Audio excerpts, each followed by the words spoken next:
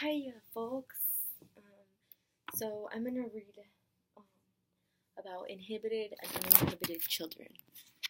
I'm gonna go ahead and move positions in my room so as to make this more interesting. Um, oh, I'm thinking of making some yoga videos too, where I stretch and stuff. That would be really cool. I think I don't know. I need to do exercise somehow. All right. So inhibited and uninhibited children. Several decades ago, two developmental psychologists reported the results of an investigation on personality trait stability. They had measured traits when the participants were 2 or 3 years old and again when these same people were 20. Although most traits showed at least a little change over time, one appeared remarkably stable. The researchers found that children who were passive and cautious when faced with a new situation usually grew up to be adults who showed a similar pattern of shyness around strangers. Because environmental explanations of behavior were prevalent at the time, the researchers assumed this stable trait was a result of some type of acquired fearfulness shaped by the parents during childhood. Today, those psychologists have a different interpretation. They argue that these different styles are the result of inherited dispositions.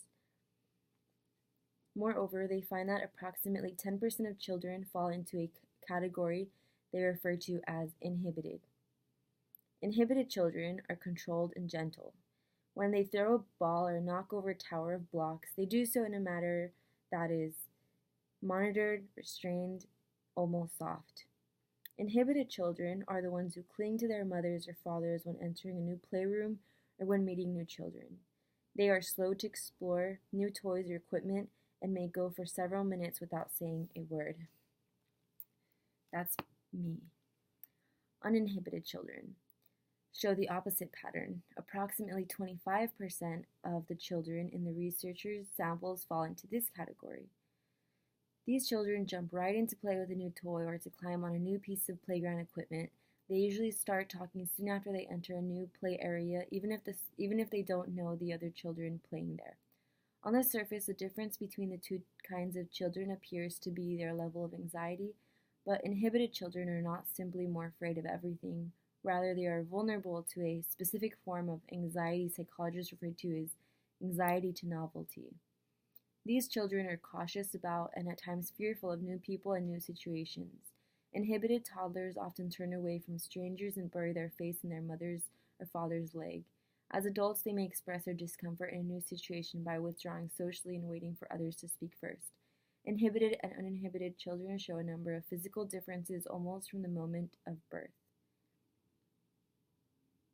They differ in terms of body build, susceptibility to allergies, and even eye color. Inhibited children are more likely to have blue eyes. That's interesting. What the hell? Inhibited children are more likely than uninhibited children to show signs of irritability, sleep disturbances, and chronic constipation during the first few months of life.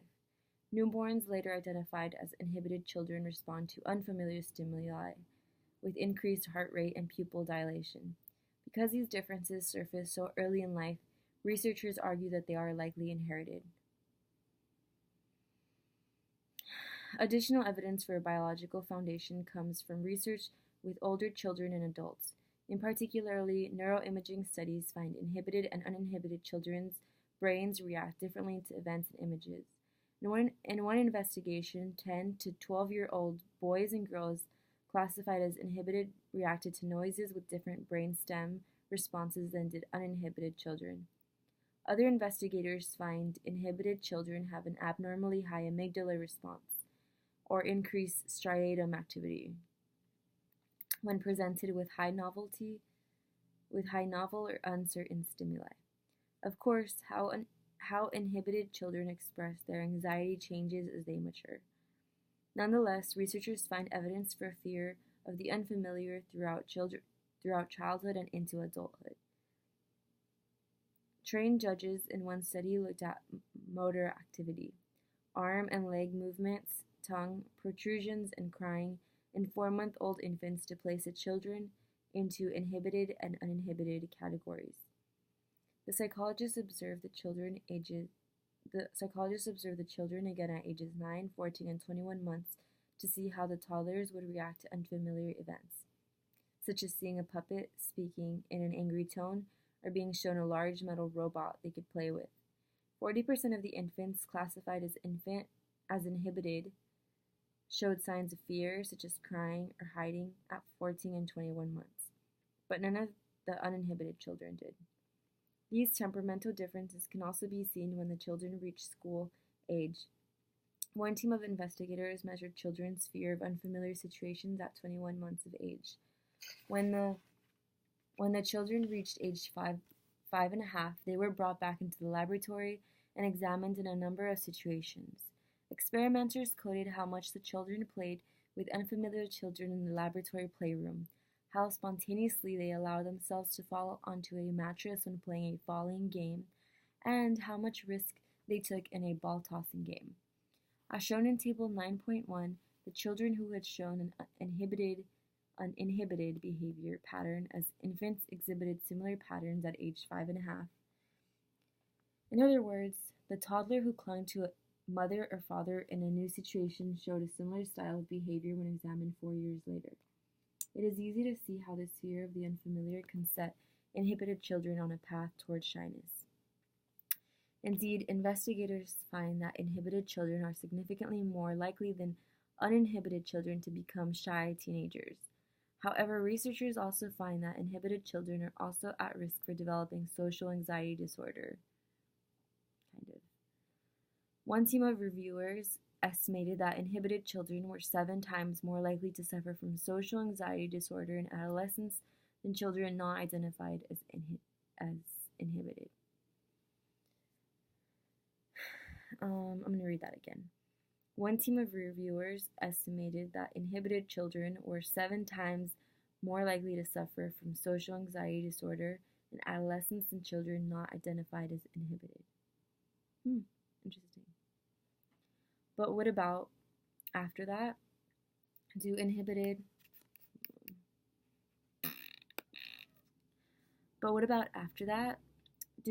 children become inhibited adults? To answer this question, one study measured inhibition in a group of children between the ages of 8 and 12. These same participants were tested again nearly 10 years later.